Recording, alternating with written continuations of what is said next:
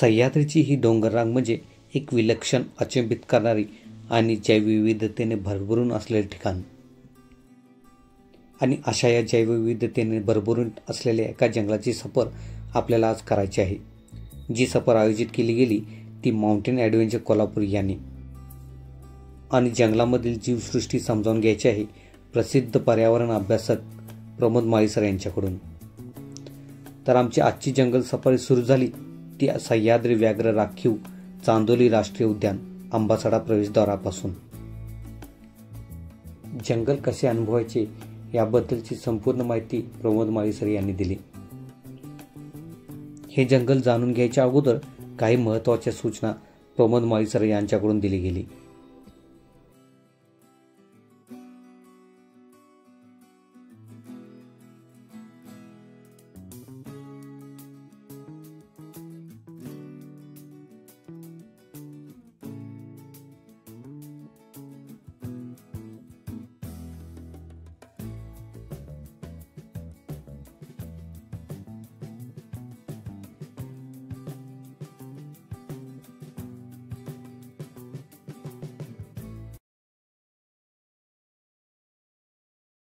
Wild life डिपार्टमेंटच्या under येणारा zone आहे. आपल्याला फॉरेस्ट डिपार्टमेंट म्हणजे फक्त वन विभाग माहित असेल. वन विभागाच्या पुढची पोस्ट आहे वाईल्ड लाईफ डिपार्टमेंट म्हणजे वन्यजीव विभाग. इथले कायदे वन विभागापेक्षा जराशे अजून कडक असतात. त्यामुळं आपण जिथं चाललोय हा संरक्षित क्षेत्र आहे आणि या क्षेत्रात जात असताना आपण सगळ्यांनी काळजी घ्यायची आहे की आपण इथं पाहुणे म्हणून आलोय. आणि सगळ्यात महत्वाची गोष्ट, मी या निसर्गाकडं माझं घर म्हणून बघतोय आणि माझ्या घरात तुम्ही पाहुणे म्हणून आलेला आहात.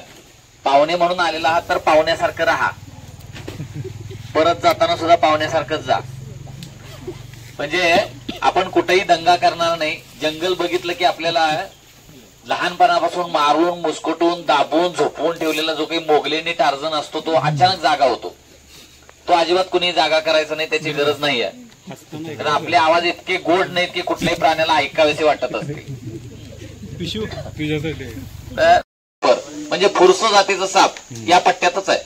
मलकापूर सोडून इकडे साखरप्यापर्यंत किंवा कोकण पट्ट्यापर्यंत लॅटराईट सॉइलचं त्याचं हॅबिटेट आहे, इथंच आहे.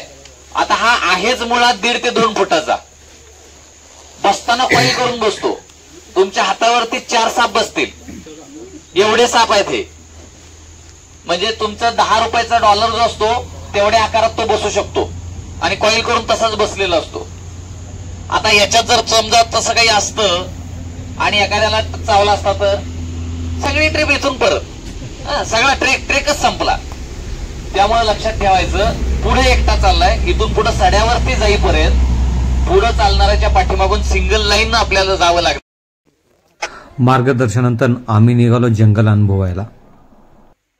आंबा घाटातून जात असताना नेहमी या प्रवेशद्वाराकडे नजर पडत असे, पण आज योगाला या प्रवेशद्वारातून आज जाऊन आंबा जंगल सफर अनुभवायला आणि जंगलाची जीवसृष्टी समजून घ्यायला.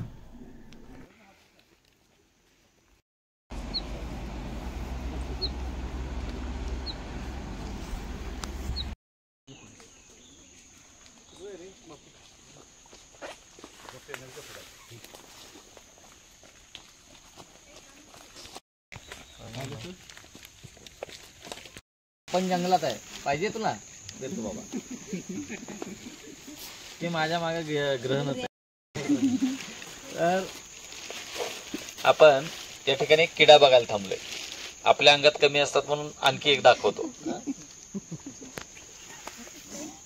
पण हा सुंदर आहे. हा काय करत नाही. इथं आपल्याला दिसतोय हा बॉल कॉकरोच, पिल मिलिपीड किंवा अमेरिकन कॉकरोच किंवा आर्माडेलो बिटल, वेगवेगळी नाव आहेत. ठीक आहे. हा साधारणतः डेक्कापोड म्हणजे पैसा किडा त्याच्या फॅमिलीतला आहे. बॉल कॉकरोच का तर याला खाणारे जे काही बाकीचे हे असतील तो असा बॉल गिळू शकत नाहीत. आणि दुसरी गोष्ट आर्माडेलो बिटल म्हणण्याचं कारण, हा आर्माडेलो प्राणी तुम्ही बघितला असेल टीव्हीवरती, तर टीव्हीवरती आर्माडेलो बघितल्यानंतर लक्षात येईल की वरचं जे काही कवच आहे त्या कवचाच्या आतमध्ये आपले सॉफ्ट बॉडी म्हणजे पोट असतील, पाय असतील, तोंड असेल, हे सगळं लपवून घेतो. तसा हा कीटक तुम्हाला कुठेही त्याची बॉडी आता दिसणार नाही.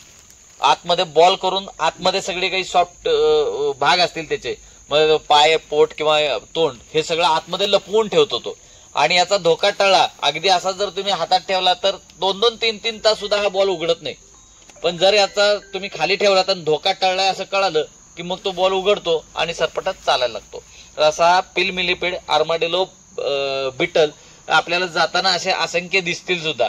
बऱ्याच वेळेला हे पायात तुडवले जाऊ शकतात. त्यामुळे याची काळजी घ्यायची. मगाशी सुद्धा मी इन्स्ट्रक्शन दिल्या होत्या, तरी सुद्धा आमच्या मित्रांच्या गप्पा चालल्या होत्या सगळं काय कसं. इथे एक झाड दिसते आपल्याला, कर्दळीसारखी पानं आहेत, आपल्या इकडचं ओळखीचं म्हणून कर्दळ किंवा हळद आपण म्हणू. तर हे रान आलं आहे. रान आलं, या रान आल्याचं वैशिष्ट्य सांगतो तुम्हाला.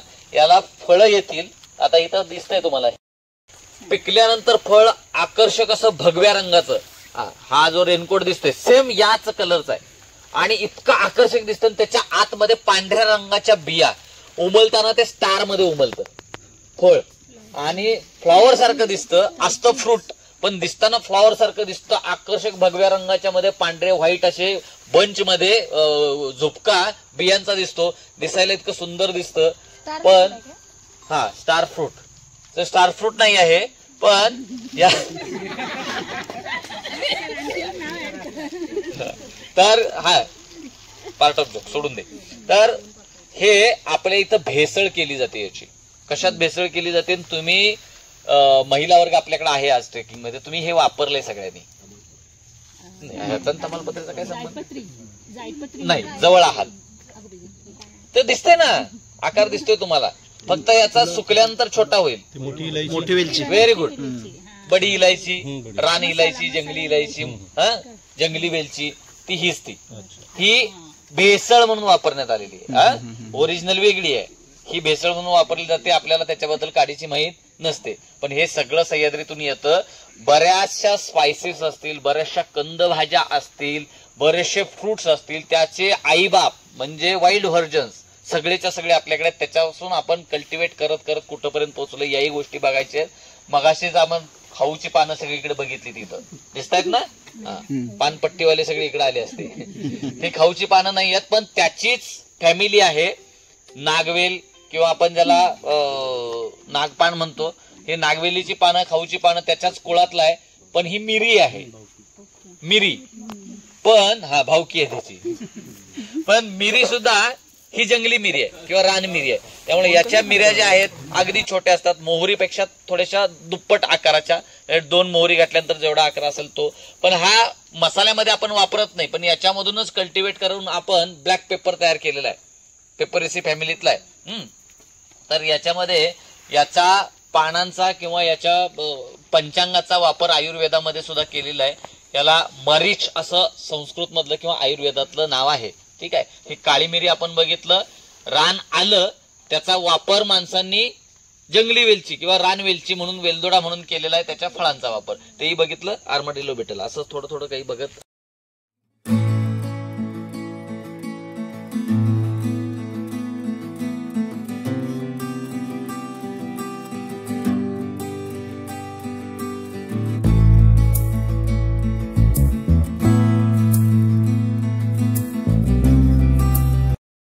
एकदा रिकॉल देतो, ऐका फक्त.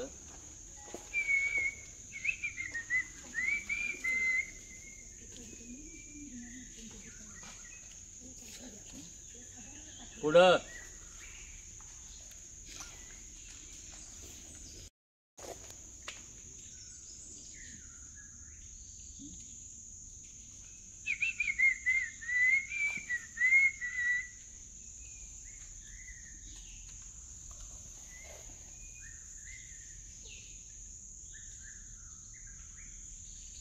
दोन येतात, एक तिकडून आणि या व्हॅलीतून येते. ठीक आहे. आता असं जर तुम्ही बसलात तर जवळजवळ या सगळ्या जंगलाला तुम्ही जागा करू शकता. आता हे काय होतं, ट्रिल कॉलिंग. हा आहे व्हाईट रंपड शामा, शामा जातीचा पक्षी आहे, शामा नावाचा.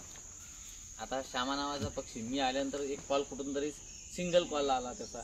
सिंगल कॉल आल्यानंतर रिकॉल दिला. रिकॉल दिल्यानंतर आता त्याची रिकॉलिंग चालू झाली. आता जवळजवळ 1-1.5 तास 2 तास त्याचे आवाज येत राहतील. का तर त्यानं पहिल्यांदा काय सांगितलं, हा एरिया माझा आहे, ही टेरिटरी माझी आहे, मी आवाज दिला, ठीक आहे, ही माझी आहे. तिकडचा तिसराही यायला लागलाय बघा, लांबून येतोय पण येतोय, बारीक व्हॅलीतून येतोय. तिसरा सांगतोय काय, ते तुमचं दोघांचं तुमचं तुम्ही मिटवून घ्या, ते माझ्या एरियात कोणी यायचं नाही. हे सुद्धा आपल्या इकडे गल्ली गल्लीत ते डॉन असतात का नाही, तसं यांचं आहे. माझ्या गल्लीत कोणी यायचं नाही, त्याला म्हणतात टेरिटोरियल कॉलिंग. प्रत्येक पक्षी प्रत्येक प्राणी आपापली टेरिटरी म्हणजे आपापलं निवासस्थान जे असतं ते सिक्युअर ठेवत असतं. आपल्याच निवासस्थानात दुसरा कोणी येऊ नये, म्हणजे मी फक्त इथला राजा आहे, हे सगळं इथं सांगत असतात. म्हणून हे जंगल फक्त डोळ्यांनी बघण्याचं नाही. हे जंगल, मी नेहमी एक स्टेटमेंट करत असतो, हे जंगल कुणाला कळालं, ज्याला, शब्द मुद्दाम ऐका, ज्याला डोळ्यांनी ऐकायला आणि कानांनी बघायला जमलं त्यालाच हे सह्याद्रीचं जंगल समजलं. त्यामुळे आता जे आपण बघितलं हे डोळ्यांनी बघितलं, डोळ्यांनी ऐकलं आणि कानांनी बघितलं. हे कानांनी बघितलं काय लक्षात आलं तुमच्या, आवाज देतोय तो पक्षी कुठला, तो काय सांगतोय, ह्याला म्हणायचं कानांनी बघणं. आणि डोळ्यांनी काय ऐकणं असतं ते आपण पुढे बघूया, ठीक आहे. भगवा रंग येतो. आपण जे बघतो गार्डन लिझर्ड किंवा आपल्या बाजूचे जे सरडे असतात ते मोठे असतात, याचा मात्र काळ्या रंगावरती आकर्षक भगवा रंग येतो. आणि यांची गंमत सांगतो तुम्हाला बरं काय, माणूस कुठं कुठं काय काय कॉपी करत असतो. आपल्याकडं बऱ्याच वेळेला इम्प्रेशन पाडण्यासाठी बॉडी बिल्डर्स होण्याचे एक आता हे चालू झाले, जिमला जायचं, बॉडी बनवायची, आहे की नाही. आणि हे खास करून यंग जनरेशन मध्ये जास्त आहे. ते कुठून आले माहितीये का, ते सुद्धा इथून आले. त्याची गंमत सांगतो तुम्हाला. ज्यावेळेस मीटिंग कॉल सुरू असतात, मिलनाचा कालावधी सुरू असतो, त्यावेळेला हे मेल जे असतील ते मेल पुशअप करत असतात, पुशअप मारत असतात. म्हणजे आजूबाजूला फिमेल दिसली की ते त्या फिमेलला मी किती स्ट्रॉंग आहे हे दाखवण्यासाठी पुशअप करत असतात. आता त्याच्यात पुन्हा गमतीची, हे सगळं निसर्गातून आलेलं आहे. आणि गमतीची गोष्ट सांगतो, जर तो समोर मान ठेवून, जर मान वरती करून, समोरच्या बाजूला मान वरती करून जर पुशअप मारत असेल तर समजून जायचं की त्याच्या आजूबाजूला कुठेतरी फिमेल आहे आणि ती त्याला बघते आणि तिला दाखवण्यासाठी हा पुशअप मारतोय. पण तिथंच जर यानं मान वाकडी केली आणि मान वाकडी करून जर पुशअप मारत असेल तर समजायचं की त्याच्या आजूबाजूला दुसरा मेल आहे आणि त्या मेलला हा दाखवतोय की मी तुझ्यापेक्षा स्ट्रॉंग आहे, त्यामुळे मीच इथला राजा आहे. हे बारकाईच्या गोष्टी आहेत. मान फक्त वाकडी केली की तो मेलसाठी कॉल असतो आणि जर समोर मान करून असेल तर तो फिमेलला अट्रॅक्ट करण्यासाठी कॉल असतात. तर हा जंगल कॅलटस पितोच तो, त्याला अशुद्ध बिशुद्ध काही नाही. अरे खोला आहे का तुमचं अशुद्ध रक्त काढून घ्यायला, फुकट थेरपी द्यायला, ह्याला चांगलंच पाहिजे ना, तुम्ही सगळं चांगलं पाहिजे, ह्याला अशुद्ध कशाला पाहिजे. हा काय सांगतो, हे म्हण किंवा हे कुठून आलं तर ज्या वेळेला आयुर्वेदाचर्य, हा नाही, हा कॉमन लीच आहे, पण ज्या वेळेस एलिफंट लीच म्हणजे मोठा, याच्यापेक्षा 10 पट मोठा असतो तो, ज्या वेळेला एखाद्या ठिकाणी क्लॉटिंग झालंय म्हणजे रक्तस्राव साकाळले, आपण म्हणतो त्याला, रक्त साकाळलेलं आहे, व्हेनेशन सुजलेले आहेत, व्हेरिकोज आहेत, तर अशा ठिकाणी प्रॉपर पर्टिक्युलरली जाणीवपूर्वक आयुर्वेदाचार्यांच्याकडून तो जळू लावला जातो. आणि त्या ठिकाणी अशुद्ध रक्त असल्यामुळे मग त्याला एवढंच माहितीये की तिथलं रक्त शोषून घ्यायचं आपल्याला, मग तो अशा अवस्थेत अशुद्ध रक्त काढून घेतो. अदरवाईज याला एवढंच माहितीये की मला रक्त पाहिजे. पण रक्त काढत असताना गमतीशीर गोष्ट सांगतो, याला डोळे आहेत का, नाही आहेत. पण मग हे तुम्हाला कसं काय शोधतं, याला थर्मल रिसेप्टर आहेत, हिट रिसेप्टर आहेत. आणि याची रेंज किती आहे माहितीये का, 15 फूट डायमीटरची आहे. म्हणजे 15 फुटाच्या सर्कलमध्ये जर तुम्ही उभे राहिला असाल, आता जिथं उभं राहिलाय ना त्याच्या 15 फुटाच्या आजूबाजूचे सगळे जळू डोकं वरती, म्हणून ते बघितलं तुम्ही, डोकं वरती करतो असा इकडे तिकडे बघेल, कुठल्या बाजूनी हिट येते त्या बाजूला तो अट्रॅक्ट होतो. तर हा अँटेनासारखी रेंज पकडतो आणि तिकडे जातो तो. आता तिथे गेल्यानंतर काय करतो, बाईट करतो, चावतो, आणि चावल्यानंतर तुमच्या बॉडीमध्ये हिरुडिन नावाचं एन्झाईम सिक्रेट करतो किंवा केमिकल रिलीज करतो. हे हिरुडिन काय करतं, अँटीकॉग्लंटचं काम करतं. म्हणजे रक्तामध्ये जे हिमोग्लोबिन आहे ते हिमोग्लोबिन डिऍक्टिव्ह करतं. आणि हिमोग्लोबिन आपलं काय काम करतं, रक्त गोठवण्याचं काम महत्वाचं. म्हणजे जखम झाली तर जखम झाल्यानंतर जखमेतून अतिशय जास्त रक्तस्राव होऊ नये म्हणून तो रक्त गोठवण्याचं काम तिथे हिमोग्लोबिन करत असतं. आणि ते हिमोग्लोबिन डिऍक्टिव्ह झालं की तिथं रक्त गोठत नाही. म्हणजे 10च्या 10 रक्ताच्या पिशव्या भरून झाल्या, तिथून सोडतो तो आणि आरामात झोपायला जातो. वर्षभर झोपू शकतो, त्याला काय परत खायची गरज नाही. आता विशेष गोष्ट आहे, संशोधनाचा भाग आहे हा. आपण ब्लड डोनेशन करतो ते रक्त किती वर्ष चालतं ब्लड बँक मध्ये माहिती आहे कोणाला? 56 दिवस. Very good. किती दिवस? 56 दिवस फक्त. आपण 60 दिवस 2 महिने पकडू, असू दे काय होत नाही, होऊ दे जरा ब्लड डोनेशन. काय होते त्याला? आम्हाला रोज असे 10-15 लागतात, काय तेवढी काळजी करायची नाही. जरासं खाजवते नंतर 4-5 महिने.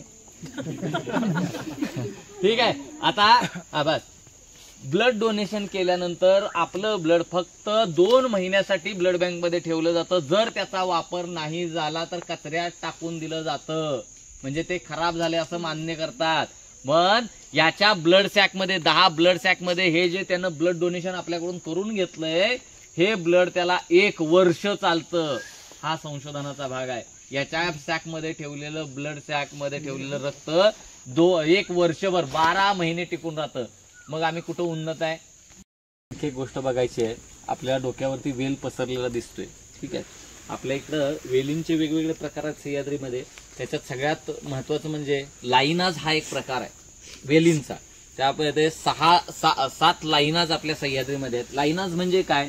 उडी क्लाइंबर, म्हणजे झाडाच्या सारख्या मोठ्या वाढणाऱ्या वेली, त्याला लाईनाज किंवा उडी क्लाइंबर म्हणतो आपण, ठीक आहे. म्हणजे ज्याचा जर खोड बघितलं तर ते वेलीचा खोड असं मान्य सुद्धा करूच वाटत नाही, एवढे मोठे खोड त्याचे असतात. ते समोर तुम्हाला खोड दिसतोय, इथं वेल आहे ती पसरलेली आणि त्याचं खोड दिसतोय तुम्हाला, मूळबुंदा दिसतोय मोठा. आता हा त्यातल्या त्यात छोटा आहे बरं काय.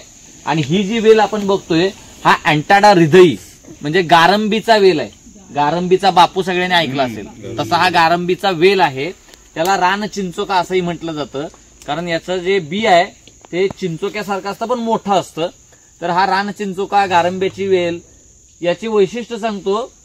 जगातली सगळ्यात मोठी लांब शेंग, जगातली बरं काय, म्हणजे किती मोठा वारसा असतो ना आपण काय बघतोय.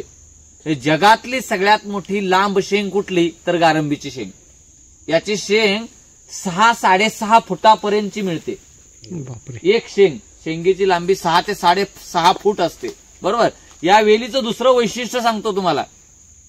वेलीचं दुसरं वैशिष्ट्य आहे, एखादी वेल समजा इथं आहे किंवा आपण कुंडीत वेल लावतो, घरात गार्डन मध्ये वेल लावतो, तर वेलीचा बुंदा जर इथं असेल, मूळ इथं असेल, तर ती वेल किती लांबपर्यंत पसरू शकते? ही वेल आहे घरातली, गार्डन मधली सोडून द्या, ही वेल जर इथं दिसते, लांबपर्यंत किती पसरू शकेल ही वेल? गेस करा किती लांब? 101 मीटर. 101 मीटर. 101 मीटर. अजून कोणी सहमत आहात त्यांच्याशी किंवा त्यांच्यापेक्षा कमी आहे सगळं? हा, त्यांच्या पुढे कोण जाणार आहे का? नाही जाणार. तर याचा बुंदा जर इथं असेल तर या गारंबीच्या वेलीचा शेंडा काही वेळेला 2 किलोमीटर वरती मिळतो.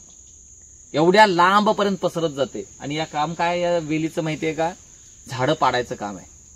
कारण निसर्गाचा पहिला नियम सर्व्हायव्हल ऑफ द फिटेस्ट, बरोबर ना. जगण्यासाठी जो सक्षम आहे त्यालाच जगण्याचा अधिकार आहे. हे सगळ्या कीटकांच्यासाठी, प्राण्यांच्यासाठी, पक्ष्यांच्यासाठी, सगळ्यांच्यासाठी लागू होतं. कारण जो कमकुवत असेल त्याला खाणारा दुसरा कोणतरी आहे, बरोबर की नाही. पण मग हा नियम झाडांना कोण लागू करणार? कारण झाड जर म्हातारं झालं तर त्याच्यापासून फळं नाहीत मिळणार, फुलं नाहीत मिळणार, मध नाही मिळणार, बरोबर की नाही. मग या निसर्गामध्ये जागा या झाडांना अडवून ठेवून काय फायदा, बरोबर की नाही. मग त्याला पाडलं पाहिजे. मग काय आपण कोण माणूस येतो का किंवा एखादा हत्ती किंवा गाव म्हणतो की अरे नाही हे म्हातारं दिसतं याला पाडलं पाहिजे? नाही, कोण करणार. मग हे काम कोण करतं? वेली करतात, या लाईनाच करतात. कशा पद्धतीनं करतात? तर कुठलंही झाड कशाच्या दिशेनं वाढतं? प्रकाशाच्या, सूर्यप्रकाशाच्या दिशेने ते वाढतं. आता सूर्यप्रकाशाच्या दिशेने वाढत असताना या कॅनोपीमध्ये सगळ्यात उंच झाड कुठलं असणार आहे? जे जुनं झाड आहे. जुनं झाड आहे म्हणजे ते सगळ्यात जास्त उंची त्याची आहे. आता सगळ्यात जास्त उंची त्याची आहे म्हणजे त्याला सगळ्यात जास्त सूर्यप्रकाश मिळतोय, बरोबर. या वेली सुद्धा सूर्यप्रकाशाच्या दिशेनेच वाढतात. मग ते सगळ्यात उंच झाड असणारं शोधतात की मला त्याच्यातला सगळ्यात जास्त सूर्यप्रकाश मिळाला पाहिजे. आणि त्या सगळ्यात जुन्या झाडावरती या वेली वाढतात. वेल वाढल्यानंतर ते झाड हळूहळू 4-5 वर्षानं ते वेलीचा संभार इतका म्हणजे वजन इतकं वाढतं की ते झाड जर जुनं झालं असेल, म्हातारा झालं असेल तर त्या वेलीचं वजन त्याला सहन होत नाही. मग त्या झाडाच्या फांद्या मोडतात आणि एखाद्या दिवशी सगळंच्या सगळं झाड खाली येतं. त्याबरोबर ती वेल सुद्धा त्या जमिनीवरून खाली येते, जंगलात खाली उतरते. आणि खाली उतरल्यानंतर वरची कॅनोपी रिकामी होते. डायरेक्ट सनलाईट खाली मिळतो, प्रकाश खालच्या रोपांना मिळतो आणि खालच्या रोपट्यातून पुन्हा 2ऱ्या-3ऱ्या वर्षी लगेच ते रोपटं मोठं होतं, नवं जंगल तयार होतं. तर हे सायकल चालू ठेवण्याचं काम ह्या वेली सुद्धा करत असतात. हे सगळ्यांचे निसर्गानं सगळ्यांना एकमेकांना दिलेली कामं आहेत आणि ते आपापल्या पद्धतीनं बजावत असतात. याची आणखी एक वैशिष्ट्यपूर्ण नोंद म्हणून सांगतो तुम्हाला, मी पाहिलेला माझ्या आयुष्यातला गारंबीचा सगळ्यात मोठा वेल राधानगरीच्या जंगलामध्ये पाटपन्हाळा नावाचं गाव आहे. तिथं शिपायाची कुमरी म्हणून एक भाग आहे त्यांचा, लोकल भाषेत त्याला शिपायाची कुमरी म्हणतात. जंगलाचा एक कोपरा, एक कोना म्हणू आपण. त्या शिपायाच्या कुमरीच्या जंगलामध्ये मी गारंबीचा जो वेल पाहिला त्याच्या बुंध्यावरती 25 माणसं बसू शकतील एवढा मोठा त्या वेलीचा बुंदा आहे. ऑलमोस्ट एवढा बुंदा आहे त्या वेलीचा. तो वेल किती मोठा असेल आणि किती लांब असेल, बरोबर. याच्या बाबतीत बरंचसं काही सांगता येतं. ट्रायबल आदिवासी लोक किंवा इकडच्या एरियातले ट्रायबल लोक याच्या बिया ज्या आहेत त्या बिया फोडून त्याच्यातला आतला जो गर आहे त्याची खीर करतात. पण ही खीर करणंच इतकं वाईट आहे किंवा अवघड आहे की तुम्ही खायला नको म्हणाल. या बिया फोडून त्याच्यातला गर धुवून तो शिजवावा लागतो आणि ते शिजवून पाणी काढून टाकावं लागतं. आणि किती वेळा माहितीये का?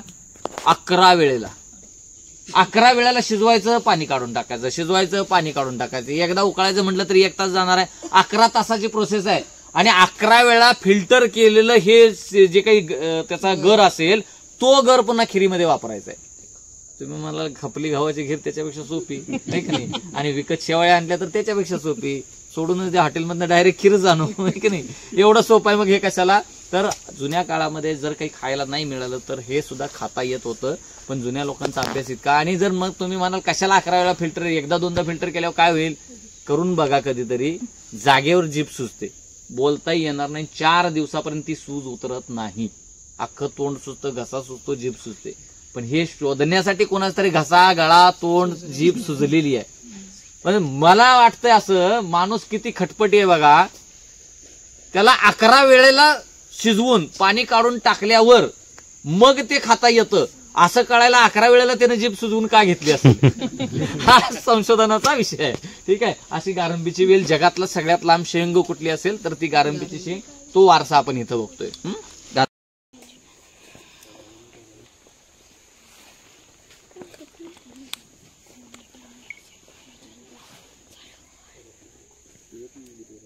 जरासं पुढं सर. येईपर्यंत सुद्धा पायामध्ये ठसे बघितले. इथं सुद्धा आपल्याला दिसतंय काहीतरी प्राणी गेला. काय आहे हा? ठीक आहे की, अरे वाटलं ते वाटलंय, काय झालं एवढं? हा असू शकतं ना, गवारेडा असं असेल काहीतरी.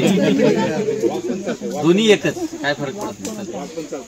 बर, आता आपण गवा रेडा म्हणतोय. बरेच जण सहमत आहात ना सगळे?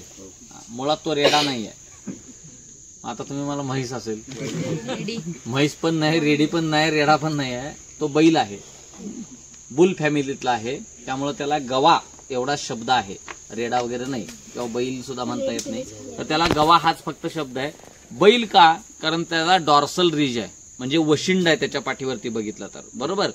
आणि त्याच्यातला जर अल्फा मेल असेल, म्हणजे कळपाचा मुखिया नर ज्याला आपण म्हणतो, तो जर असेल तर ऑलमोस्ट फुल ग्रोन झालेल्या गव्याचं वजन 1200 ते 1300 किलो, म्हणजे 1 ते 1.25 टन इतक्या वजनाचा गवा असतो.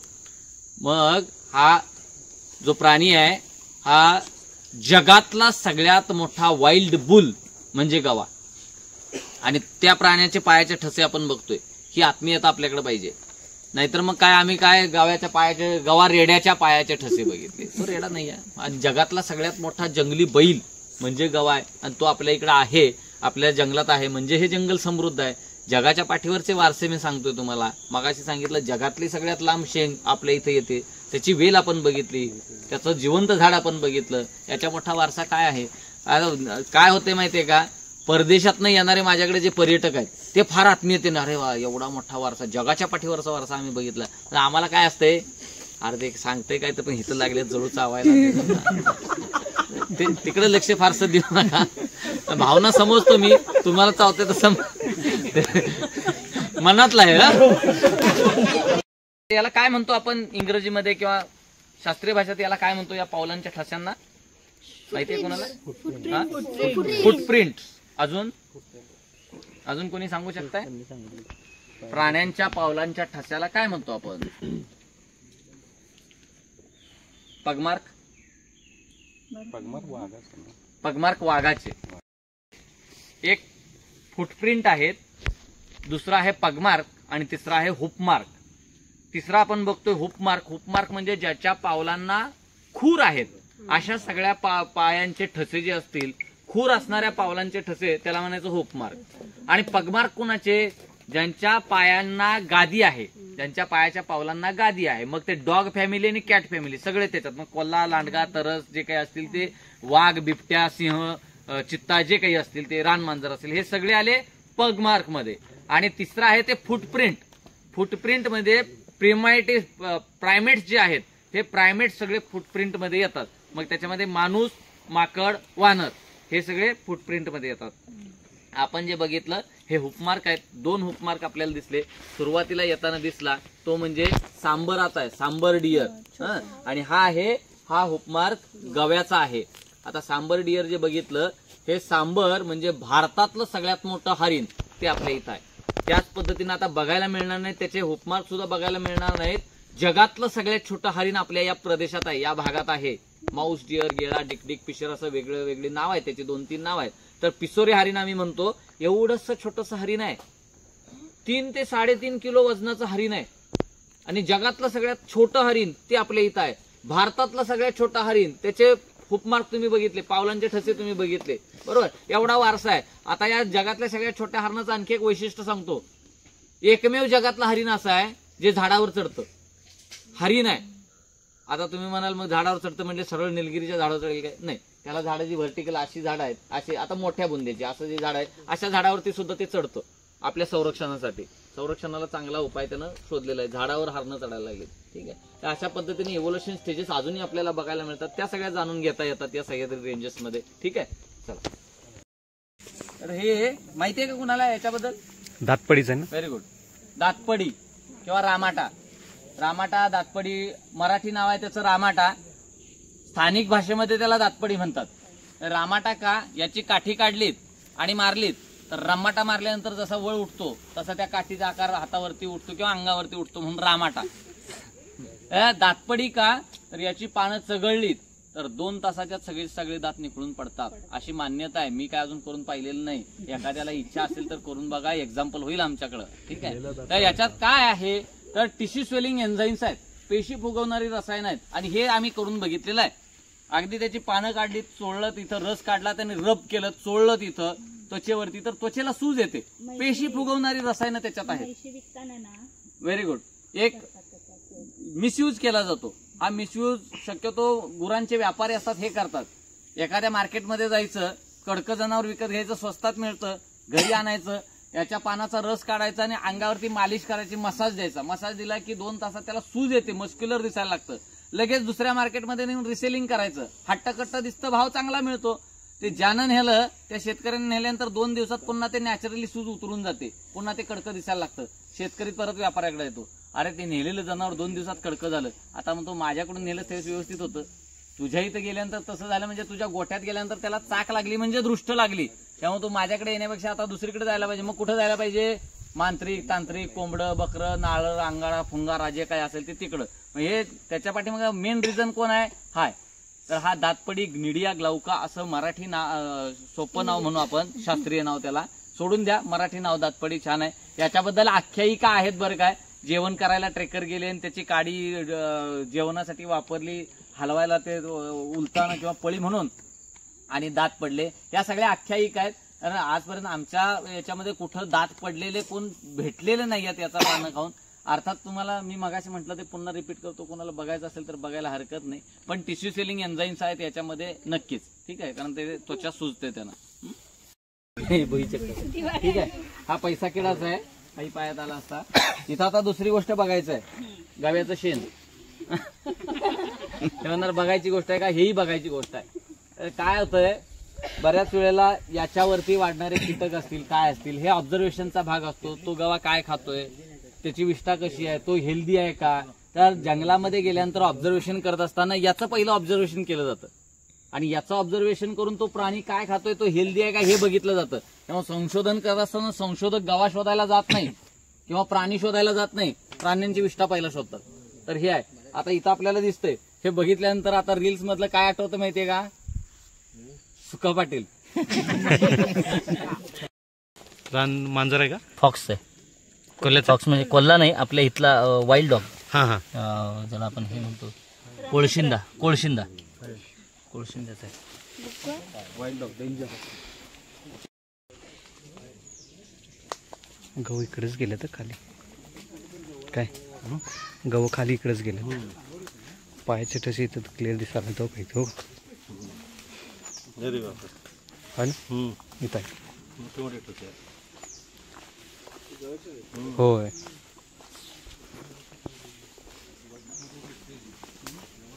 फक्त ते ताजे नाहीत.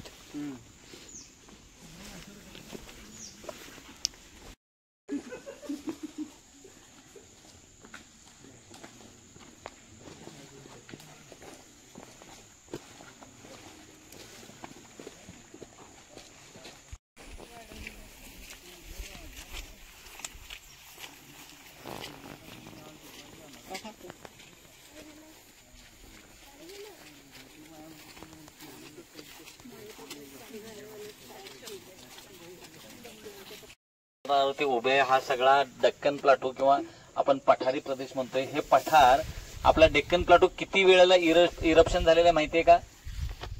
सह्याद्रीचे रेंजेस बनलेले आहेत, ते सह्याद्रीच्या पर्वतरांगा किती वेळेला इरोजन होऊन म्हणजे ज्वालामुखीचा उद्रेक किती वेळेला झालाय माहितीये का? 42 वेळेला उलटा पालत झालेली आहे या सह्याद्रीमध्ये. आणि आपण शेवटच्या थरावरती उभे आहे. हा शेवटचा थर किती जुना आहे माहितीये? 6 करोड वर्षापूर्वीचा आहे. आणि 6 करोड वर्षापूर्वीच्या मातीवरती दगडावरती पाय ठेवून आपण उभे आहे. एवढा मोठा वारसा आपल्या सह्याद्रीला लाभलेला आहे. त्याच्यातल्या बारीक सारीक गोष्टी आपण बघतोय, समजावून घेण्याचा प्रयत्न करतोय. इथं आपल्याला 2 इथं होल आणि काहीतरी दिसते, मोकळे ग्राउंड दिसत आहेत. कशाचं असेल जरा पटकन सांगा. सापाचा. अजून कोणी? खेकडा. Very good. अजून कोणी? कशाचं असेल हे? 2 बिळं दिसत आहेत. कशाचे असतील? बऱ्यापैकी खेकडा मत आहे सगळ्यांचं. बरोबर, खेकड्याचेच आहेत, सापाचे नाहीत. पण हे प्लाटू क्राबचे होम्स, घर आहेत ही. आता याच्यात एक वैशिष्ट्यपूर्ण गोष्ट आहे, सांगतो तुम्हाला. हे दोन्ही बिळ दिसत आहेत ना, हे दोन्ही होल्स हे नर प्लाटू क्रॅबचे आहेत. आता तुम्ही म्हणाल लईच थापा मारायला लागला, हे कोण बघायला गेले? गमतीची गोष्ट म्हणून सांगतो तुम्हाला. हे कशावरून ओळखता येतं तर त्यांच्या बिळाच्या त्या होलच्या बाजूला मोकळा ग्राउंड दिसतोय, क्लीन केलेला ग्राउंड दिसतोय. बरोबर की नाही? आणि कशासाठी क्लीन केले माहितीये का? फिमेलला अट्रॅक्ट करण्यासाठी. पावसाच्या सुरुवातीला हे सगळे मेल्स बाहेर येतात, किंवा सगळेच खेकडे मेल फिमेल सगळे बाहेर येतात. इतर वेळेला 6 महिने ते 8 महिने हायबरनेशन मध्ये झोपलेल्या अवस्थेत असतात. ठीक आहे. आता हे पावसाचा पहिला पाऊस पडला, पहिलं पाणी आत गेलं, आर्द्रता वाढली, हवेतला मॉइश्चर कंटेंट वाढला की हे सगळे बाहेर येतात. बाहेर आल्यानंतर म्हणजे फक्त आपल्यातच नाही बरं का, यांच्यात सुद्धा फार मोठी लढाई आहे आणि फार मोठी कसरत करायला लागते. हे काय करतात मेल खेकडे, आपलं जे घर असेल त्या घराच्या आजूबाजूचा सगळा एरिया, जे गवत असेल ते ग्राउंड क्लीन करून ठेवतात. कशासाठी? तर यांचा डान्सिंग ग्राउंड आहे तो. हा डान्सिंग ग्राउंड आहे. इथं डान्स करत असतात. आणि डान्स कसा करतात तर नांगे 2 आपले असतील ते उंचवतात आणि उंच करून ते हलवत असतात, म्हणजे डान्स करत असतात. हे आता डान्स कशासाठी? फिमेलला दिसण्यासाठी की माझे नांगे किती मोठे आहेत, मी किती स्ट्रॉंग आहे, मी किती उशीर डान्स करू शकतो. का कशासाठी माहितीये का? ती फिमेल विचार करत असते. बऱ्याच वेळेला मी हे गमतीनं सांगतो, खेकडा, मुंगी सुद्धा विचार करते बरं का, नंतर बघू. खेकडा, खेकड्याची फिमेल आहे, तिचा मेंदू केवढा? हा खेकडा एवढाच आहे. तिची फिमेल, तिचा मेंदू, त्या मेंदूत ती विचार करते कुणाची निवड करायची. मग आपल्याला किती विचार करायला लागेल, की नाही? चॉईस आहे त्यांना. बऱ्याच वेळेला आपल्याला चॉईस नसतो. ही चॉईस खरोखर बाबा हा लायकीचा आहे का असं म्हणू आपण, माझ्या कोवतीचा आहे का, आहे तर ठीक, ऍक्सेप्ट केलं जातं. मग आता हा डान्स लांबून दिसला पाहिजे, लांबच्या फिमेलला दिसला पाहिजे, म्हणून त्यानं त्याचा डिस्प्ले डान्सिंग ग्राउंड तयार केलाय, क्लीन केलेलं दिसतं. अदरवाईज फिमेलचं घर असेल, फिमेलचं होल असेल तर तिथं फक्त होल असतं, आजूबाजूला गवत उगवलेलं असतं. तिला तो डिस्प्ले ग्राउंड कव्हर करायची गरज नाही, क्लीन करायची गरज नाही. उलट ती झाकून ठेवते. का? मी आणि माझी नवीन जन्माला येणारी पिलं ही झाकलेल्या अवस्थेत असावीत, दडून राहावीत, लपून राहावीत, याच्यासाठी. पण याला मात्र ती रिस्क घ्यावी लागते. फिमेलला अट्रॅक्ट करायचं तर आपला डान्स लांबपर्यंतच्या फिमेलला दिसला पाहिजे आणि त्याच्यात जी सक्षम असेल किंवा मला माझ्या योग्यतेची निवड करणारी असेल ती माझी निवड करेल. याच्यासाठी हे डिस्प्ले डान्सिंग ग्राउंड आहेत. ह्या सगळ्या गोष्टी आपल्याला पावसाळ्याच्या सुरुवातीला बघता येतात. हे डान्स बघण्यासाठी मी 2-2 दिवस राहिलेलो या प्लॅटूवरती. आणि सगळ्या गोष्टी बारकाईनं मजेशीर असतात. हे बघता येतं, त्याच्यातून बऱ्याचशा गोष्टी शिकता येतात. या जर नाही शिकल्या तर मग आपल्या या ट्रेकिंगला काही अर्थ नसतो. काय शिकता येईल की समोरच्या कसा डान्स करायचा, झाला ना एकदा डान्स, अजून इच्छा एकदा डान्स केला तर अजून सोचताय तुम्ही, भोगताय, हा तरी अजून हाऊस पेटलेली नाही. तर हा आपल्याला काय करायचं आहे, किंवा आपल्याला बऱ्याचशा गोष्टी याच्यातून शिकायच्या असतात की आपण आपल्या आयुष्यामध्ये किती बारकाईनं शिकायचं असतं किंवा काय काय गोष्टी घ्यायच्या असतात. हा सह्याद्री कशा उघड्या डोळ्याने बघायचं हे बघायचंय. आणखी एक प्रश्न तुम्ही विचारला होता, हे किडे जे आपल्याला दिसत आहेत हे बाहेरचे बरं काय, स्वतःकडे बघू नका.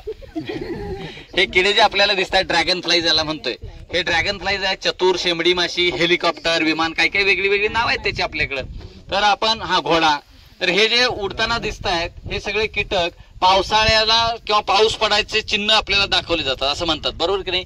तर हे पावसाळ्याच्या सुरुवातीला किंवा पाऊस संपण्याच्या शेवटच्या टप्प्यामध्ये येतात. का, कारण याची अंडी हे पाण्यामध्ये देतात आणि याची आळी अवस्था, कोशावस्था आणि मॅच्युअर अवस्था, फुलपाखरांच्या सारखी यांची अवस्था आहे. याची आळी पाण्यात वाढते, लार्वल स्टेज याची पाण्यामध्ये वाढते आणि पाण्यातून मॅच्युअर स्टेजला तो बाहेर येतो आणि मग याला पंख फुटतात. पण आता पंख फुटलेला जर हा ड्रॅगन फ्लाय पाण्यात पडला तर मग मात्र मरतो.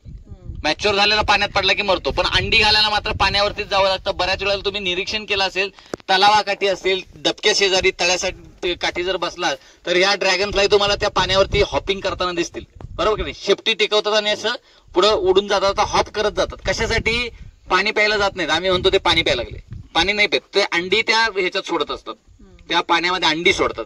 आता हे अंडी सोडत असताना त्या पाण्याचं टेम्परेचर 28 ते 30 डिग्री पर्यंत असावं लागतं, तर ती अंडी सक्सेसफुली हॅच होतात, नाहीतर होत नाहीत. आणि ते टेम्परेचर पाण्यात न जाता त्याला कळतं. हा बारकावा आपल्याला टिपावा लागेल तर हा निसर्ग कळतो. अरे पाण्यात कसं कळतं, कारण पाऊस थांबायला आला, पाणी माझ्यासाठी आहे, डबकी माझ्यासाठी आहेत, ती अजून एक 20 ते 25 दिवस टिकणार आहेत. आणि 20 ते 25 दिवस टिकणार आहेत म्हणजे माझी त्या पिलांची लार्वल स्टेज त्याच्यात कंप्लीट होणार आहे, ते मॅच्युअर होऊन बाहेर पडणार आहेत. आणि एवढ्या अवस्थेत थोडंसं ऊन पण आता पडायला लागलं. ऊन पाऊस असं ज्यावेळेस होतं त्यावेळेस पाण्याचं टेम्परेचर 28-30 पर्यंत पोहोचलेलं असतं, हे त्यांना कळतं. त्यावेळेला ते एकत्र बाहेर येतात आणि ते मग अंडी घालण्यासाठी इथं दिसतात, मोठ्या संख्येनं दिसतात. ते असे हे सिग्निफिकन्स आपल्याला दिसतात. पाऊस संपत असताना किंवा पाऊस पडण्याची सुरुवातीची चिन्ह, दोन्ही चिन्ह याच्यावरती आहेत. ठीक आहे. पण नालायक असतात, मग काहीतरी मुक्क घ्यायला जा, कुठं काय कर, गरज नसताना. म्हणजे तो तुमच्या ह्याच्यातलं आतलं हे व्हायब्रेशन जाणवतात त्यांना. आता हा असा तुम्ही कुणी हातावर घेतलात तर तो हातात तुमच्या थांबणारी नाही, पण आता तो शांत बसलाय कारण त्या व्हायब्रेशन त्यांनाही कळत असतात. ठीक आहे. हा प्लॅटो क्रॅब, हा मेल आहे. त्याच्यामध्ये या वर्षीचं पिल्लू, पण ते मॅच्युअर झाले आता, पण पुढच्या वर्षी मेटिंगसाठी सुद्धा तयार आहे. पण ज्या वेळेला मेटिंग सीझन सुरू होतो त्यावेळेला हा अख्खा लाल रंगात येतो, भडक लाल रंग होतो त्याचा, नांग्यांचा डॉमिनंट लाल असा कलर तयार होतो. त्यावेळेला दिसायला हे आकर्षक दिसतात. आणि हे फक्त पठारावरतीच दिसतात, पठार सोडून खालच्या बाजूला दिसणार नाहीत. हा खापर खवल्या साप आहे. त्याचं मुख्य खाद्य आहे ते गांडूळ आहे. ते गांडूळ खाताना आपल्याला दिसतो. गांडूळ ज्या वेळेस वरती या सीझनमध्ये असतात तेव्हाच तोही वरती असतो, कारण त्याचं खाद्य व्यवस्थितरित्या उपलब्ध आहे. गांडुळाची संख्या नियंत्रण करण्याचं काम करतो. आणि खापर खवल्या म्हणण्याचं कारण आता शेपूट आपल्याला दिसत नाही, पण त्या शेपटीच्या वरती खापरासारखा एक भाग असतो आणि त्या भागाने तो जमीन खोदून आपलं राहण्याचं वसतिस्थान बीळ तयार करतो, म्हणून हा खापर खवल्या. याच्या बऱ्याचशा 4-5 प्रजाती आहेत आणि इंडिजिनस आहेत, एंडेमिक आहेत. काही महाबळेश्वरला मिळणारी महाबळेश्वरेन्सिस आहे, आंबोलीला मिळणारी प्रॉपर फक्त आंबोलीतच मिळते, आंबोलियन्सिस आहे. अशा त्या प्रजातीनुसार त्यांची नावं सुद्धा ठेवलेली आहेत आणि ते फक्त तिथंच मिळतात. आकर्षक कलर एक इतके सुंदर दिसतात की तो बघत बसावा असं वाटतो. बिनविषारी स्लो पण होणार, स्पीड पण स्लो. हा, स्पीड स्लो होणार, पण त्याला काही स्पीडची गरज नाही. आता जाईल कुठं तरी निवांत बसेल. दिवस कशाला, 1 महिनाभराचं झालं त्याला काय, आता नाही बाकी महिनाभर नाही खाल्लं तरी चालेल. बिनविषारी हा बिनविषारी. विषारी फक्त 4च आहेत साप. भीती महत्वाची आहे हो. हे काही नाही करणार मग पण भीती असते ना. साप दिसला म्हणजे त्याची भीती. ते आत कुठपर्यंत गळले पूर्ण इथपर्यंत आहे तो साप. पूर्ण एवढं दिसतंय बघा इथपर्यंत आहे म्हणजे शेपटीचा एवढाच भाग राहिला तिथपर्यंत जाईल ते पूर्ण. म्हणजे ॲबडॉमिनल साईड पुरीच्या पुरी संपेल. झालं संपलं बघा. त्याला गिळे ना तो म्हणून काढला त्यानं. कट करणार कुठेतरी मध्येच कट करेल थांबेल. कट केला फिरवून कट केला बघा हे करेल. हा केला कट. त्याला तेवढं गेलं नाही म्हणून त्यानं बास केलं गेला.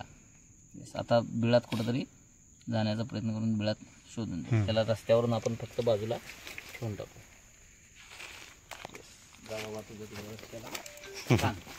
चला आता शांत होणार. कव्हर करायचं आहे त्यांना.